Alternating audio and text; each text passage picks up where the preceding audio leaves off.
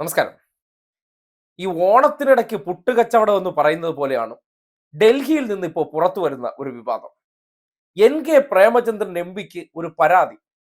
അദ്ദേഹം കങ്കണ റനൌട്ടിനടുത്ത് സംസാരിക്കാൻ ചെന്ന സന്ദർഭത്തിൽ ഒരു CISF ഉദ്യോഗസ്ഥൻ പിടിച്ചു തള്ളിയത്രേ. അങ്ങനെയൊക്കെ ഒരു സീനിയർ എംപിയോട് ചെയ്യാമോ എന്നുള്ള ചോദ്യം ഇപ്പോൾ ഉയർന്നു കേൾക്കുകയാണ്. എന്തായാലും ആ ദൃശ്യം ഒന്ന് കണ്ടേ. BJP MP കങ്കണ റണൌത്തിനോട് സംസാരിക്കാൻ ശ്രമിക്കവേ CSF ജീവനക്കാരൻ NK പ്രേമചന്ദ്രനെ തള്ളി മാറ്റി എന്നതാണ്.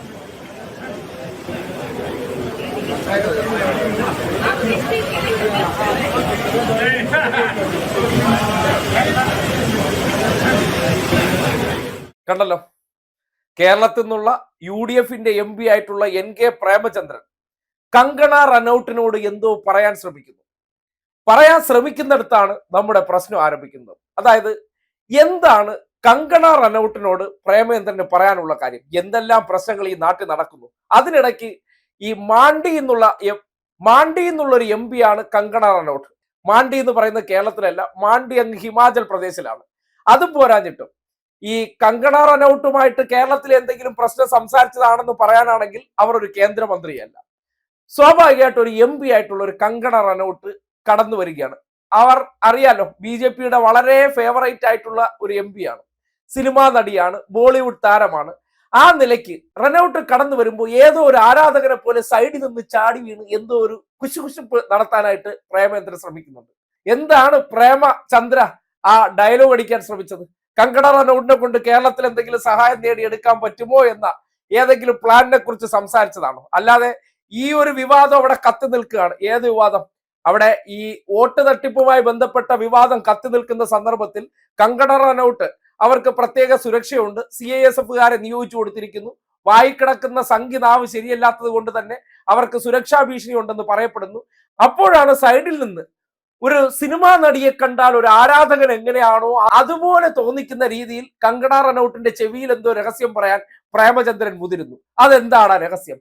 കേരളത്തിന് വേണ്ടിയുള്ള ഏതെങ്കിലും ഒരു പുതിയ പദ്ധതിയെക്കുറിച്ച് കങ്കണ റനൌട്ടിനോട് NK പ്രേമചന്ദ്രൻ പങ്കുവച്ചതാണോ എന്ന് അറിയേണ്ടതുണ്ട്. കാര്യം കങ്കണ റനൌട്ട് ഹിമാചൽ പ്രദേശിലൂടെ എന്തെങ്കിലും ഒരു ഇടപെടൽ നടത്തി കേരളത്തിന് എന്തെങ്കിലും ആനുകൂല്യം വാങ്ങിച്ചു തരാനോ, കൊല്ലത്ത് ഇനിയിപ്പോ എന്തെങ്കിലും ഒരു പുതിയ പദ്ധതി നടപ്പാക്കാൻ കങ്കണ റനൌട്ടുമായിട്ട് ഒരു ചർച്ച നടത്തി അതിലൂടെ ഒരു പുതിയ പദ്ധതി കൊണ്ടുവരാനുള്ള തന്ത്രമാണോ എന്ന് അദ്ദേഹം തന്നെ വിശദീകരിക്കേണ്ട കാര്യമാണ്.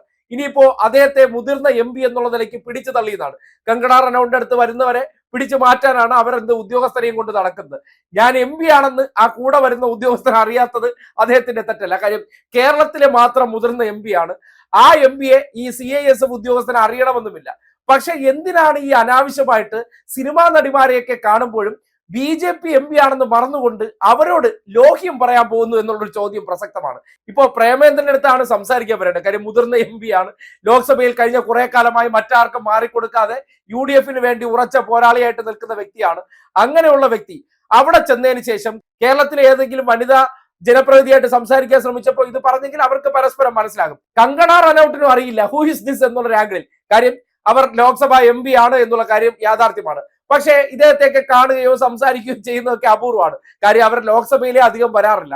അങ്ങനെ ഇത്തവണ അവരൊന്ന് വന്ന് ഒപ്പിടാൻ വന്ന സന്ദർഭത്തിലാണ് വഴിയിൽ നിന്ന ഒരു ആരാധക മനസ്സുള്ള പ്രേമചന്ദ്രൻ കാണുകയും അദ്ദേഹം ഒരു MP ആണെന്ന് മറന്നുകൊണ്ട് ലോഹ്യം പറയാൻ പോയത്. ആ ലോഹ്യം പറച്ചിലിന്റെ ആവശ്യമുണ്ടായിരുന്നോ ഇല്ലയോ എന്ന് മാത്രമേ ചോദിക്കാനുള്ളൂ.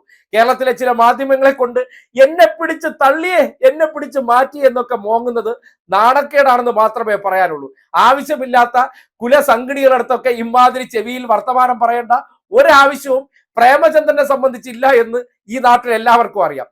പിന്നെ ഒരു സിനിമാ നടിയല്ലേ, ഞാൻ MP അല്ലേ, ഒന്ന് പരിചയപ്പെടാമെന്ന് കരുതിയെങ്കിൽ ആ ഉദ്യോഗസ്ഥന് തിരിച്ചറിയാൻ പറ്റാതെ പോയത് അദ്ദേഹത്തിന്റെ കുഴപ്പമല്ല. അദ്ദേഹത്തിന് ഏൽപ്പിച്ചിരിക്കുന്ന ജോലി അവർക്ക് സുരക്ഷ കൊടുക്കുക എന്നത് മാത്രമായിരുന്നു.